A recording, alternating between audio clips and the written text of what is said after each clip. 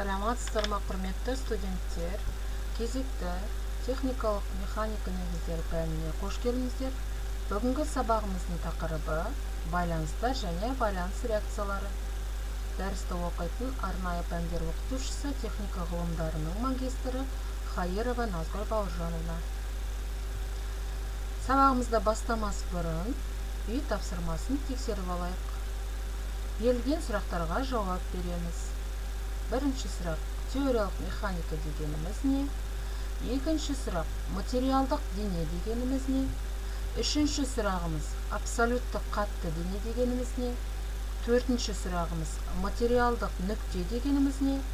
Бесінші сұрағымыз: теориялық механика қандай бөлімдерден тұрады? Алтыншы сұрағымыз: теориялық механикаға үлес қосқан ғалымдарды ата. Және жетінші сұрағымыз: статика дегеніміз не? Сегізінші сұрағымыз: статиканың аксиомаларын ата. Осы сұрақтарға жауап беріп, веб-қа маған жауаптарын жүктейсіздер, немесе WhatsApp желісі арқылы да жүктеуге болады. Жақсы, бүгінгі сабағымызды бастаймыз. Бүгінгі сабақ барысында қарастырылатын сұрақтар, яғни бірінші байланыстар туралы түсінік, екінші байланыс реакциялары туралы түсінік, байланыстардың түрлерімен танысу. Жақсы, бірінші сұрағымыз: еркін дене деп кеңістіктегі қозғалысы шектеусіз денені атаймыз. Ал еріксіз дене деп кеңістіктегі қозғалысы шектеулі денені атаймыз.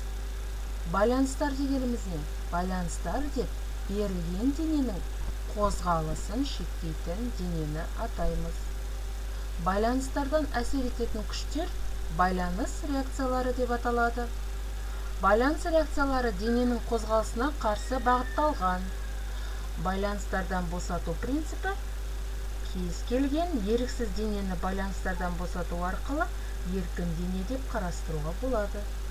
Егер байланыстар олардың реакцияларымен алмастырылатын болса, яғни біздер оларды еркін дене деп қарастыруымызға болады.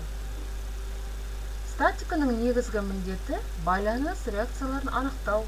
Байланыс реакциялары мынадай түрлерге бөлінеді: жазық бетті байланыс. Жазық бетті байланыс реакциясы жазықтыққа перпендикуляр бағытталған болып саналады. Кедірлі бұдырлы бетті байланыс. Кедірлі бұдырлы беттің байланыс реакциясы жүргізілген жанамаға перпендикуляр бағытталған. Иілгіш байланыс,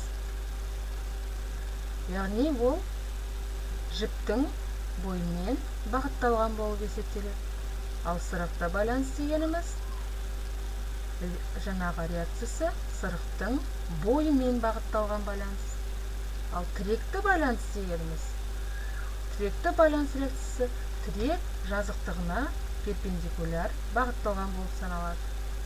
Балалар, бүгінше осы, яғни біздер бүгін байланыстың жаңағы байланыстар дегеніміз не деген сұраққа жауап алдық. Одан кейін біздер еркін дене және еріксіз денеге жауап алдық. Одан кейін байланыстың босату принципімен таныстық және байланыстың түрлерінен реакцияларына тоқталып өттік. Сабағымыз аяқталды. Сау болыңыздар.